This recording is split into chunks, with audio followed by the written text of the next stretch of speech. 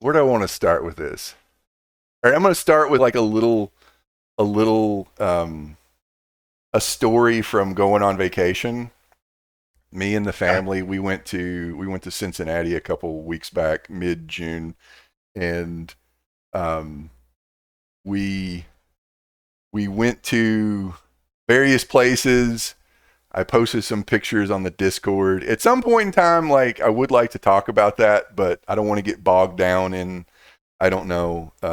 I don't want to show you, Brent, the I don't know my very special Cincinnati slideshow. Like I don't want to. I don't The want to. vacation slides. Yeah, Yeah. I don't want to show you the vacation slides. I feel like you would be more entertained by like a couple little points that led to some other stuff.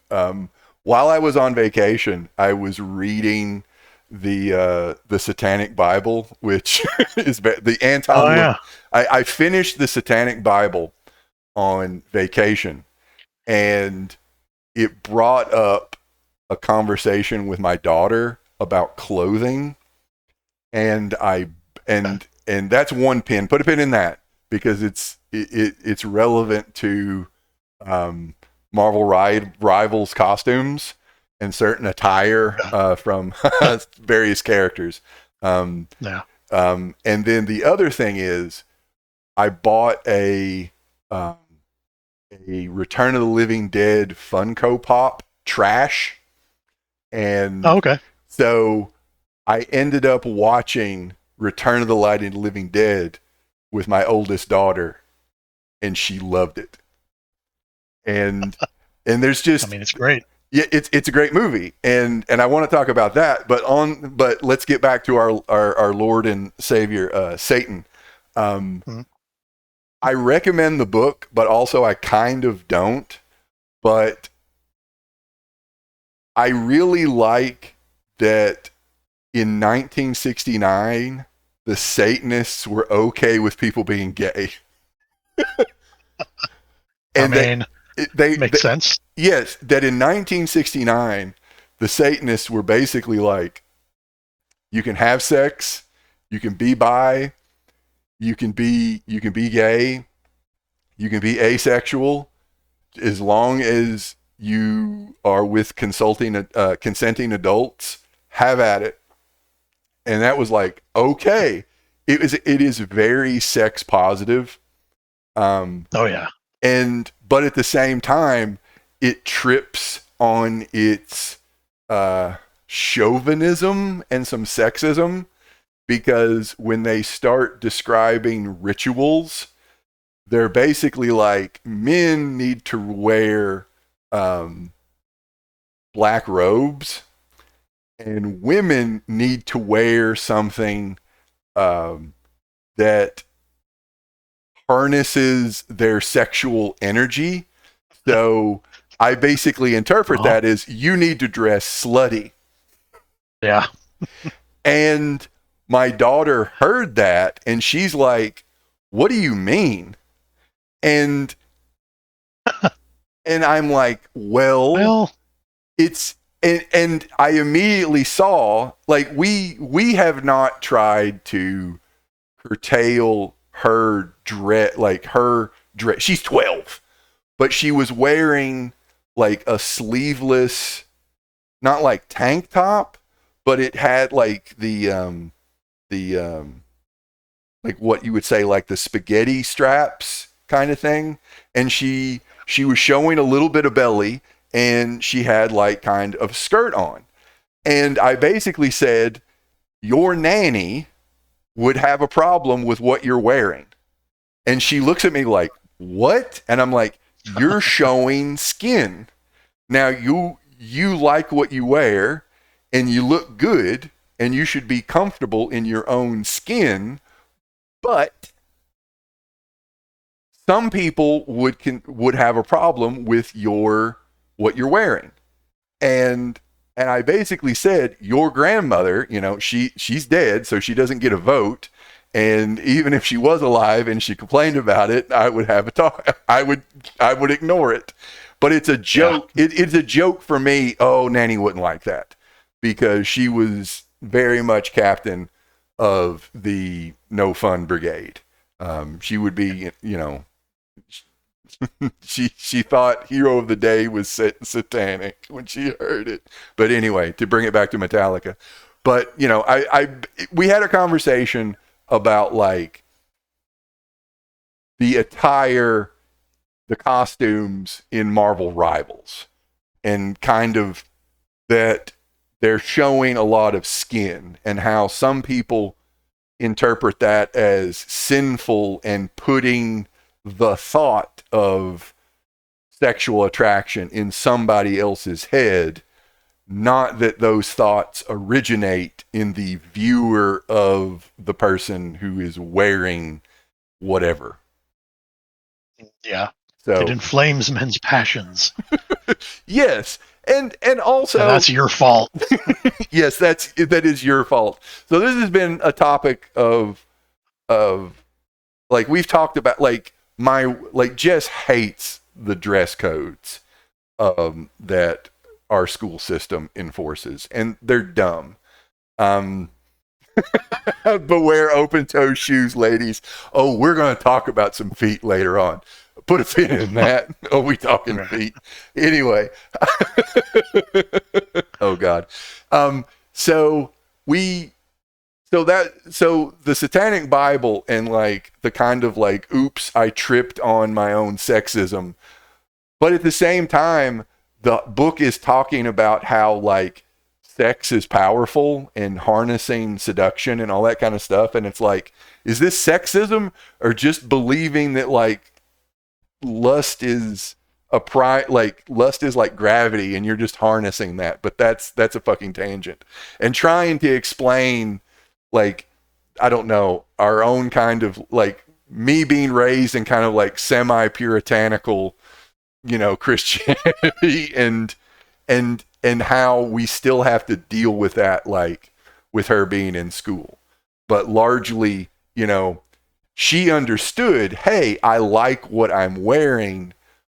Huh? Like her mental record skipped when I was trying to, you know, explain what slutty meant.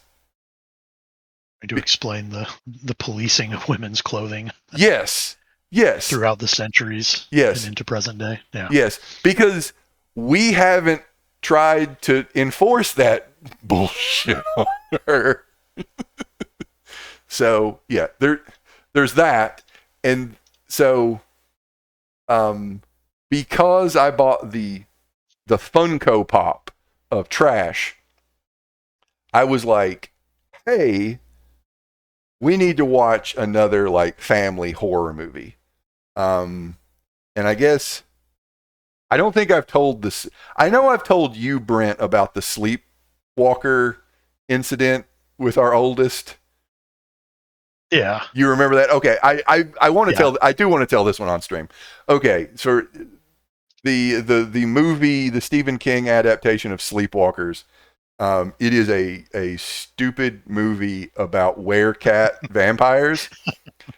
Yeah. Have you seen it as an adult?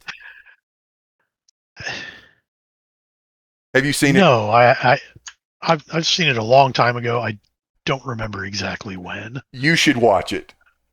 You should watch it. I really recommend it. Okay, so when my oldest daughter was 5, I was finishing up watching Sleepwalkers, and my daughter has more than a little bit of special interest cat. She has, I think, damn near memorized her encyclopedia of cats. Like it wouldn't surprise me if my daughter's a little bit on the spectrum, and just because that cat love has been since her birth, and it ain't stopped at 12 years, and there's no sign of stopping. So anyway, that's just a little bit of a joke, but you know, also I think it might be describing her. But definitely has ADHD, most definitely. But anyway, she was 5, and there's a point in time in this movie, like it kind of caught her attention because the monsters are hairless werecats, and the heroes of the story, the garlic and sunlight to these hairless sphinx cats, are literal house cats. Yeah. And there's a scene where the cats, like a herd of cats, save the day, and my daughter is like wanting to watch the movie but not watch the movie, and I'm telling her, I'm like, this is a scary movie. Some of this, you shouldn't watch, and I don't know what's going to happen, but later on, I'm warning you, so you might want to look away or leave the room. I'm not going to make you, because I don't know how you're going to react to this. So she ends up watching this, and it was like the last 20 minutes or so.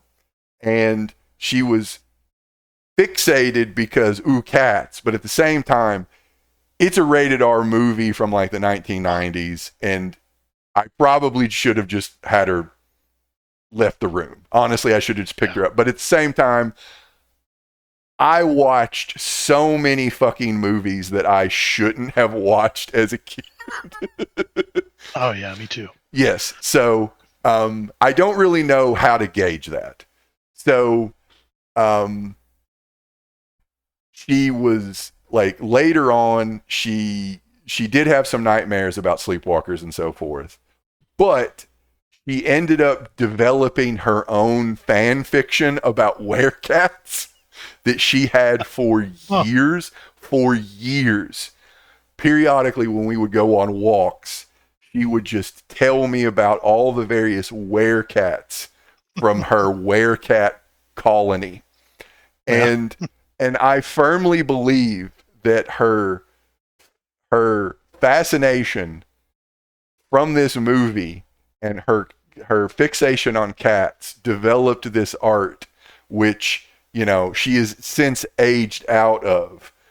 Hey, I guess that's how people actually do. It's a not knowing, it's her way of working through being scared of this and taking ownership of it. But anyway, like, it was at least 6 months ago, when she was 12, I was like, hey, do you want to watch this movie? Because I think you would actually enjoy it now. We watched Sleepwalkers minus our youngest, and she thought it was hilarious. She was not like, she did. Yes, she enjoyed it. There was a weird werecat sex scene that I made her leave for, because I was like, I don't remember this. I don't know. Like, there was a weird rubber, Mighty Morphin Power Rangers suit sex scene that I had her leave, because I was like, she knows the birds and the bees, but I was like, leave for that. Okay, come back. It's a little weird. It's a little weird. But she was not scared by this movie at all, and it's absolutely hilarious. The movie is hilarious. It did, as I recall. Yeah, it is hilarious, and there was some interesting conversations about like werecat incest that we had to talk about, like, sons and moms don't have that kind of relationship, or at least they're not supposed to, so they're teachable moments. So since our very positive viewing of Sleepwalkers, I've been looking for, over the summer vacation, something else to watch. And because I found this Funko Pop of trash, I was talking to Jess, and I was like, do you think Olivia can handle watching Return of the Living Dead? And she was like, sure, let's try it. We can always turn it off. So a couple of nights ago, we watched it, and Olivia absolutely did. She loved it. She did. My oldest, we watched it the entire time. She laughed at the funny parts. She got it. There's been a good discussion that we have had I maintain that Return of the Living Dead is the most factually accurate horror movie ever. I think I think that it actually describes and predicts reality. Yeah. About who causes problems and who pays the price of Right. Yeah. yes, that the young pay the price that the old fucked up. But anyway, and also there was at some point in time, I would love to actually like do a talk about Return of the Living Dead, like maybe Oh yeah. like what do you think about doing like horror movies in October? That sound like a Oh, good okay. Okay, all right. Sounds So pretty good. okay, look, put a pin in that. But for those of you who have not seen this movie, Linnea Quigley, Scream Queen. I don't know, is she a Scream Queen or just a lady that shows her boobs in every horror movie she's in? They call her a Scream Queen. She is a Scream Queen. Okay, all right. Yeah, she's been in so many movies. Okay. She is one of the most memorable characters in Return of the Living Dead. She plays the character Trash. She wears a horrible red wig. It's almost like a David Bowie wig, right? Like, Yeah. yeah, she's wearing a wrong color. It's very bright red. Yeah, very bright red. And like 15 minutes in, she gets booty naked, except for her red wig and her thigh to ankle leg warmers, which I think are the only leg warmers of that type in existence. And this was the only, like, this is when my oldest actually did get kind of like, well, this is weird, because she gets booty ass naked in this movie. And she is, and when she gets naked, she is naked throughout the movie after that. And she was like, oh, and she was like, and she was eating brownies at the time, and she just kind of goes, well, I'm just going to pay attention to my brownies. And it was funny. And later we had a discussion about, like, you know, hey, I realized that you were a little uncomfortable about that. And she was like, yeah. And I was like, yeah, she got naked. But I tried to have a conversation about like how nudity in different contexts means like a different thing.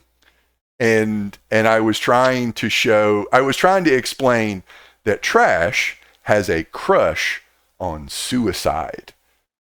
And that is why she got naked in the story, because she likes a boy, but unfortunately the boy she likes might not like girls. And that he is in his own headspace, and, you know, she's not the first girl to like a boy who doesn't like her back. And trying to like spin it that way, that like nudity in this context, she is happy, she is trying to get somebody's attention, she, you know, blah, blah, blah. You know, I'm trying to explain context. And then later on, when she's running away from zombies and it's raining and she looks miserable, I'm like, I'm pretty sure Linnea Quigley really wasn't acting. She probably was fucking cold and probably, you know, miserable, because she's the she's the only person running around with no shoes on in like mud and shit. So it's method acting. Yes. Make them suffer in real world. But, you know, and you see her and she's vulnerable and she's cold and she doesn't want to die. She's scared. And it's like, yes, she's naked, but it's not like sexualized. And also I was trying to explain, you know, the people who made this movie, they're making it for something called the male gaze. I was trying to be as educational as possible with this. And it just, it was a very, I am so surprised, pleasantly surprised that she enjoyed this movie as much as she did. And that's good. So, yes. And we're trying to come up with other movies to watch as a family. We're probably going to end up doing like It the Tim Curry It. Okay.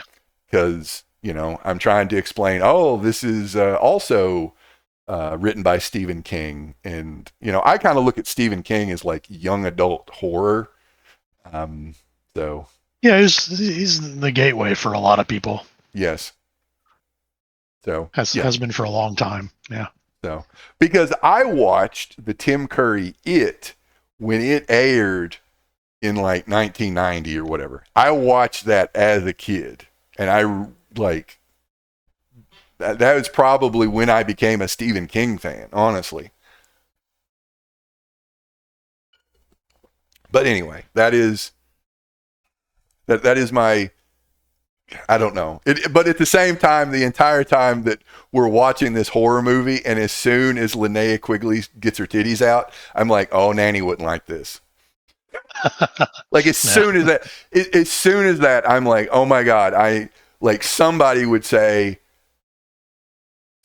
would have a problem with my 12-year-old watching this movie because there's nudity at all, even though Linnea Quigley is not the only person that gets naked in that movie.